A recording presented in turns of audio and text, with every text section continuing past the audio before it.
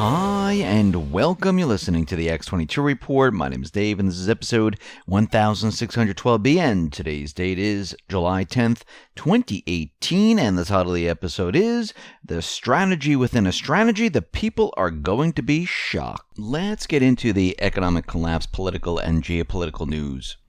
Now, Trump is on his way to Brussels to demand that America's NATO allies contribute more money to the international alliance, but he tweeted out something about Stzok and Page because they're supposed to testify on Wednesday before the House Judiciary Committee. Now, we know that Stzok, his attorney, is saying that, it's a trap. He might not do this. Page, well, her attorney is saying that nothing's finalized. She's supposed to appear behind closed doors in a closed-door session on Capitol Hill. And right now, we're just waiting, and it looks like Trump is just stirring the pot in the whole thing. And as we know, he holds the IG report. He holds the unclassified, unredacted, non-redacted report, and he's just waiting for someone to give him the go-ahead to declassify this. And I think this is going to be coming very, very soon.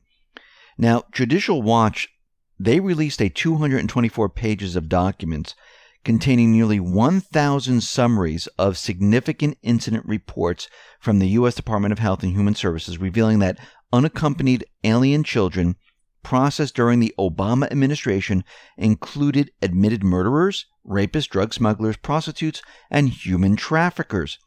The documents from the HHS Administration for Children and Families reported to the Office of Refugee Resettlement are for the approximate 6-month period, May to November of 2014. They were produced to Judicial Watch after a 3-year delay in response to a November 12, 2014 Freedom of Information Act.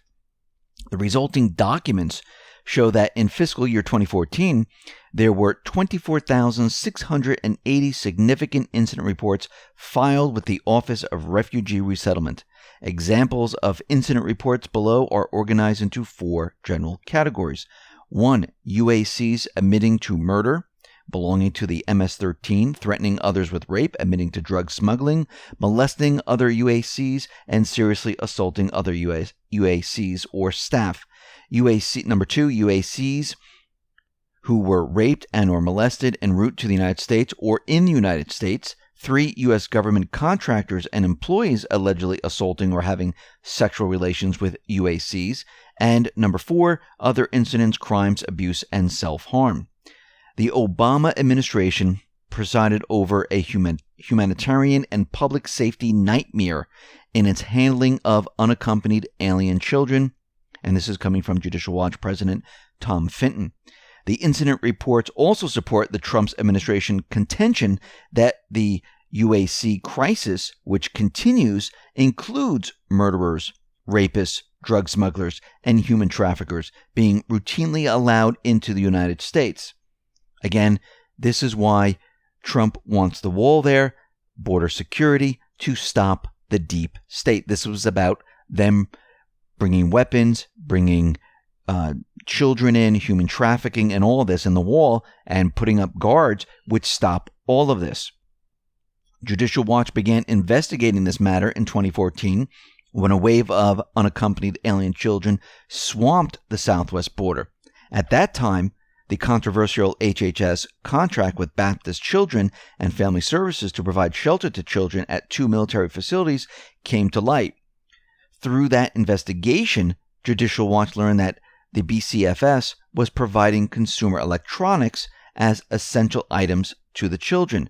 Since that time, Judicial Watch has been investigating incidents of violence, drug trafficking, human trafficking, and other criminal activities, as well as whether innocent children were being abused while in the U.S. shelter. So under that period of time, there was a huge amount of trouble, but the corporate media reported on none of this. And this is when everyone from Central America, they were told, or South America they were told to come up through Mexico. A lot of them rode the beast train to come into the U.S. And if they jumped over the border, they were then put on buses and brought to many different areas. But there were so many of these individuals, they couldn't keep up. And then they started funding different sanctuary cities and things like that. We see Tom Fitton was at the trial with General Flynn, and he tweeted out, I attended General Flynn's hearing today before Judge Sullivan. Came away with the impression Judge Sullivan would brook no more significant delays by Mueller's team of General Flynn's sentencing, saying that there are no more delays, there's nothing, and Mueller needs to move forward with this. And again, Mueller really doesn't have anything on this, and this is why Mueller has been delaying, and now he's forced to move forward, and we'll have to see where this goes. And again, we go back to Q, where Q is saying that Flynn is going to be getting off very soon. Now, we just talked about how the Beast Train was bringing all these individuals up to the U.S., and it was a lot of children, because what the plan was, it was to bring these children over. A lot of them were teenagers, a lot of them were in their 20s, and then they could have the family come over afterwards. And, of course, everyone was saying, oh, everyone should allow the illegals to come in. This is America. No, this is America, and there's no problem with immigrants coming into the U.S. if they follow the proper procedures. Jumping over the border, well, that's illegal. And you have to be vetted. And we need to find out who you are. Are these your children? Aren't they your children? Are you a criminal? I mean, why would we want to let rapists, human traffickers, drug runners into this country? This is why they need to go to the checkpoints. They needed to be vetted. They also had to prove that these were their children, that they weren't, trafficking these children into the United States. But, of course, Obama, they didn't want to do any of that. And they weren't doing it. Now, a lot of things have changed because Trump has been pushing the wall. He set up border security.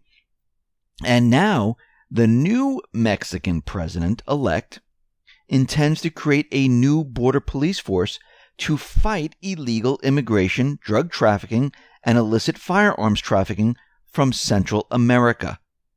So basically what this new president in Mexico is doing, he's building a wall of border police to stop all these individuals coming through Mexico. Very interesting. Because what they've seen was that drug violence has gone up to record highs, and they want to shut all of this down. Now, if they do this on their southern border, this will stop the illegals coming through Mexico on the Beast Train, and we will see the number of illegals dwindle. Before, Mexico was just, and the previous president was just allowing all of them just to come right on up. Now, they're going to be stopping them all.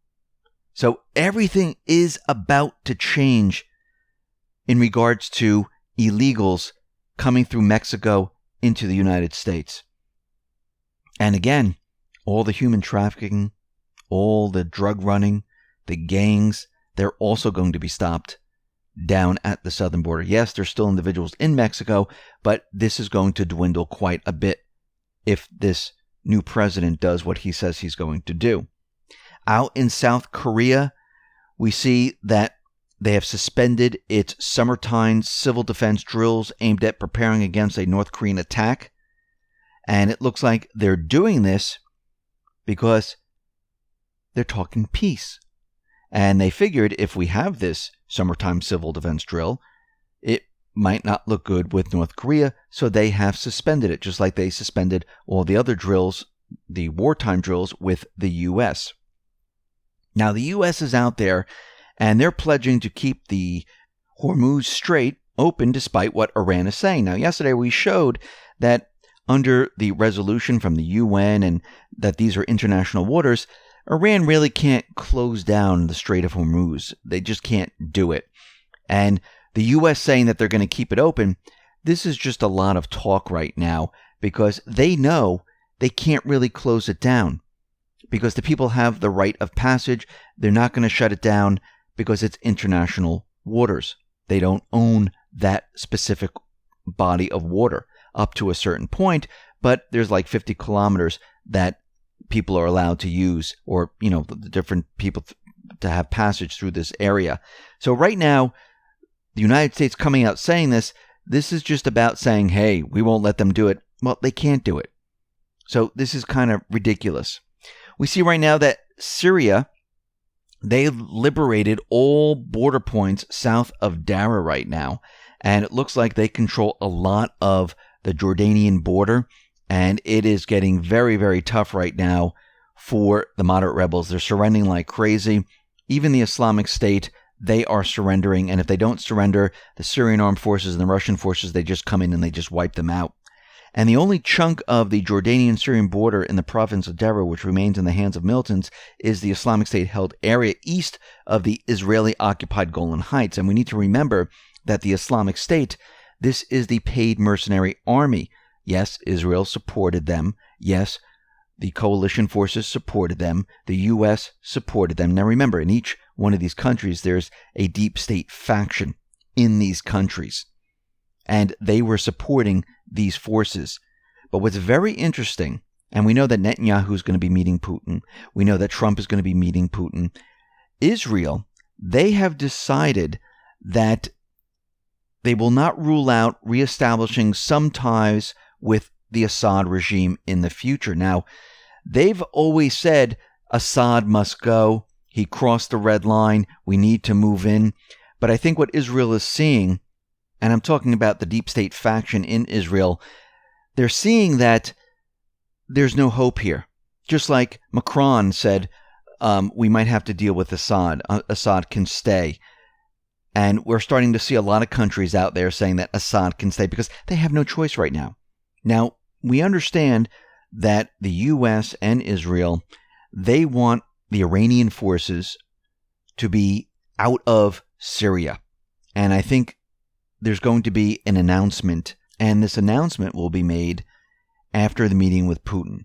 And I think they're playing this up quite a bit to let everyone know, hey, we will back off if the Iranian forces leave Syria. And basically, as we know right now, there's advisors there. There might be a couple of troops, but it's not what they've been talking about. And I think they just want Iran out of this area right now. And I think Putin already laid the groundwork by saying all foreign troops, and that was including the Iranian troops, must leave Syria. And I think this is all about saving face at this point. And we know that the deep state, they don't want this to end. And we know that coming out of different publications, just like we saw out of South Korea. And we know that the deep state owns many of these publications where they push a certain narrative. Well, they're pushing a narrative that Iran is ready to attack Israel, which is absolutely ridiculous. They don't have hundreds and hundreds of missiles in the southern part of Syria facing Israel, getting ready to attack. That's absolutely ridiculous. Think about it.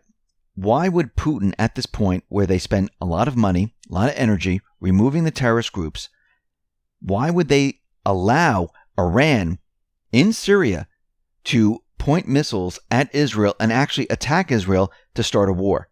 It would make no sense whatsoever. You know that Putin has full control over this area. And do you really think Assad would want to have another war? It makes no sense. So whoever's putting this publication out and whoever's translating what is going on here is misleading the public to think that Iran is going to be attacking, which is not going to happen at this point. Just like they did with North Korea, where they said North Korea is going to attack the U.S. They're going to be firing a nuclear weapon. It's going to hit Chicago. It's going to hit Alaska. It's going to hit everywhere. And it was all fake, phony, and false. Even the South Korean newspaper, the publication there, they were saying that they're going to be firing missiles into South Korea. And it's all fake and phony to make you think that something's happening when it's really not. Now, if something does happen, this is the deep state pushing a false flag. But I think what's happening right now is they know time is running out. They know that the troops have to be moved out of this area. After the Putin meeting, I think we're going to see a lot of things change. I think people are going to be shocked. I think the IG report is going to be declassified. The unredacted report is going to be set out there, and everything is going to change. And this whole thing is going to be a complete and utter shock to the world. And Q has been leading up to this. Yesterday, we went over the timeline, and I think we're headed in that direction. And we know that Q said that November 11th is going to be the parade of all parades. And I do believe we are going to see this. Listen, everyone, thanks a lot for listening. Be well, be safe, and especially be prepared. Thanks a lot.